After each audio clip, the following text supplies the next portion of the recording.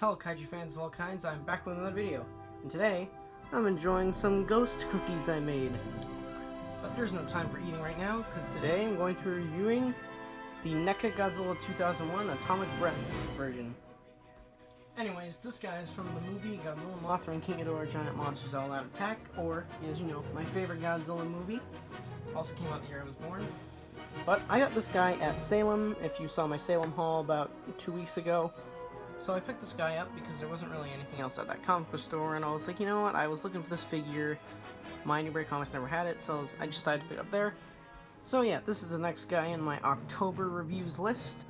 I'm also racing against the clock to make this review because the Bruins game is on in a half hour.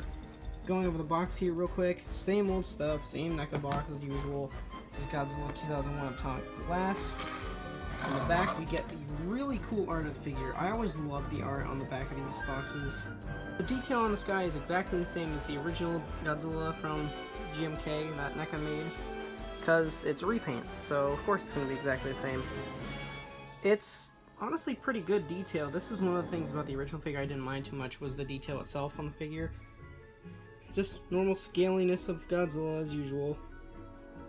The sculpt is also very good on this figure, with the feet especially. Well, okay, well the tail seems a bit short. It's not too short, but it seems it could be a bit longer. And the face, or at least the sculpt of the head, never looks completely right to me. But that's just a small nitpick.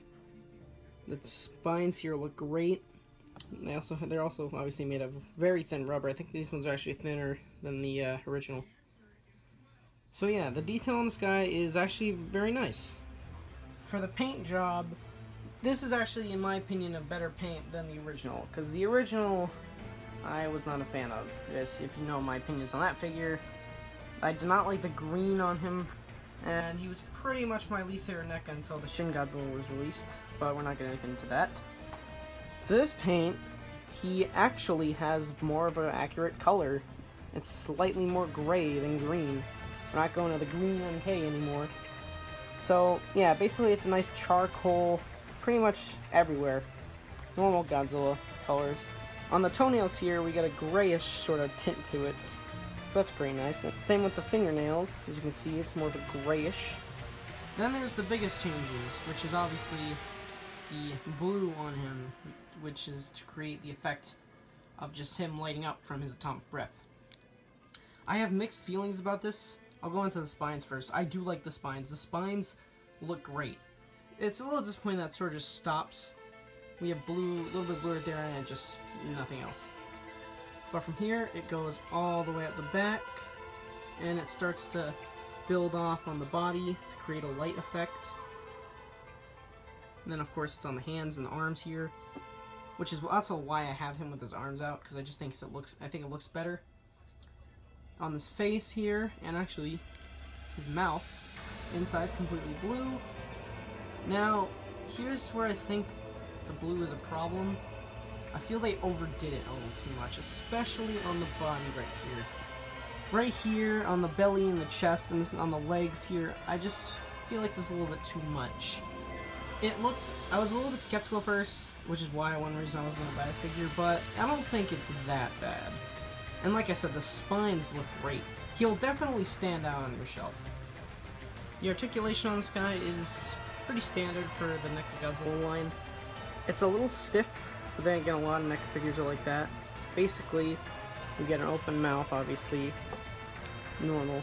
And like I said, this is exactly the same as the original GMK, because it's exactly the same figure, just with a different paint. But yeah, we get a nice look down on the head there. Arms can go full 360. At least I think they can. Yep. It's kind of tight. Get a nice elbow joint bend there. Arm can also swivel about that far. Hand 360 all around. And they've brought back the moving hands. Well, actually no, they brought him back after 84. Well, actually they brought the whole hand articulation back after 84. So yeah, it was really cool to see that come back, and the hands look great. Legs, well actually before we get to the legs, we have a body swivel about that much. Not too crazy. I also forgot to mention, head cannot move very far. Oh wait, huh? Guess it can. Like I said, it was really stuck. I gotta get back in position. The neck, same thing. For the legs here, not much movement that way. You got a decent split there though. That looks weird. Got a nice kick, and the knee also has a nice bend to it. The foot doesn't move too much other than its usual spin around. Alright, for the tail, this is a nice turn here, full 360. I usually don't turn them full 360, because, you know, you get the point. It goes 360. This part here also goes 360. So basically, we get 2 points here. Then we get, actually 3.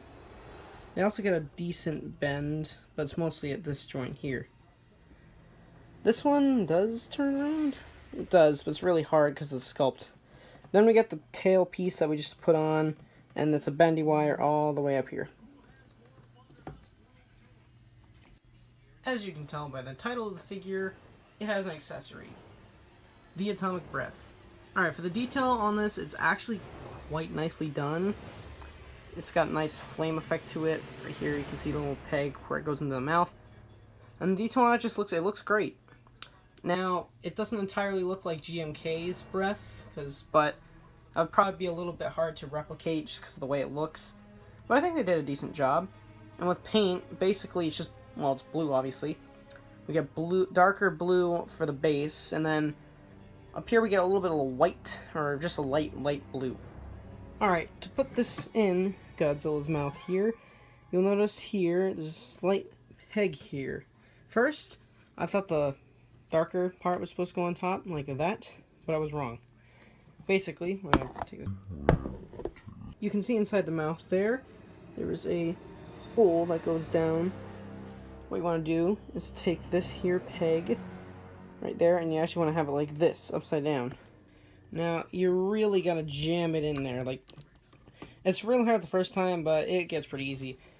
And there you have Godzilla with his atomic breath, and honestly, it looks pretty cool. I hope with future Godzillas from NECA they include the atomic breath on the first release. Maybe without the blue effects, though. Now for size comparisons. Here we have them compared next to the Bandai Gamera 1999 and the NECA Blue Alien that I got at Salem along with Godzilla.